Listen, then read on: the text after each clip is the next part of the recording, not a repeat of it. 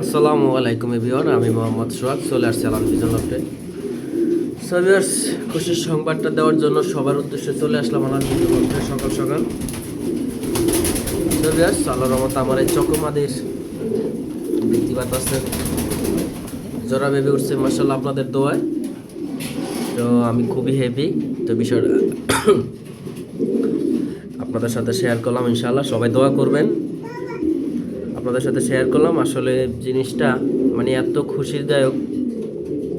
সকালবেলা ঘুমের থেকে উঠলাম, হিসাব করলাম যে কবুতরের লপটা একটা উকি মারতে দিতে আই দিই, মাশাআল্লাহ খুশির সংবাদ। দুইটা বাচ্চারই খোসা পইরা রয়েছে, ডিমের বাচ্চা ফুটছে। তো আমি হিসাব করলাম যে দর্শকের উদ্দেশ্যে একটু জিনিসটা শেয়ার করি। সো ভিউয়ার্স, তার আগে আমার ইউটিউব চ্যানেল যদি কেউ নতুন হয়ে থাকেন অবশ্যই সাবস্ক্রাইব করবেন, আমার ফেসবুক পেজে ফলো দিবেন, আমাকে সবাই সাপোর্ট করবেন। সো ভিউয়ার্স, আল্লাহর রহমতে মাশাআল্লাহ আপনাদের দোয়ায় আমার এই চকো কবুতরের জোড়া বেবি ফুটছে, আপনারা ইতিমধ্যে দেখতেই পারতেছেন।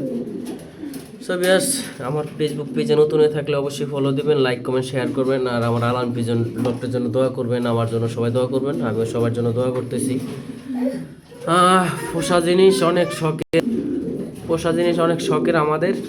খুবই আনকমন রেয়ার কালার চকো কবুতরটা, চোখটা মাশাআল্লাহ একদম গর্জিয়াস, শেপ কালার খুবই গর্জিয়াস।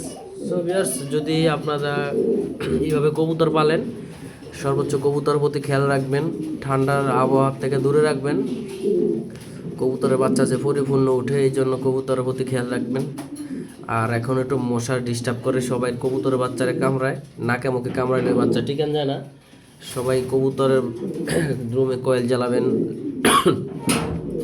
লাল লাইটের ব্যবস্থা করবেন, তাহলে দেখা গেছে কবুতরের আর ঠান্ডা লাগবে না, কবুতর বাচ্চা মশা কামড়াবে না, সুস্থ থাকবে, ভালো থাকবে।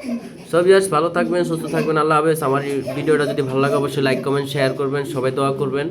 আমি মোহাম্মদ সোহাগ, আলাম vision loft, location Dhaka Mirpur 2। সব ভিউয়ার্স, আল্লাহ হাফেজ।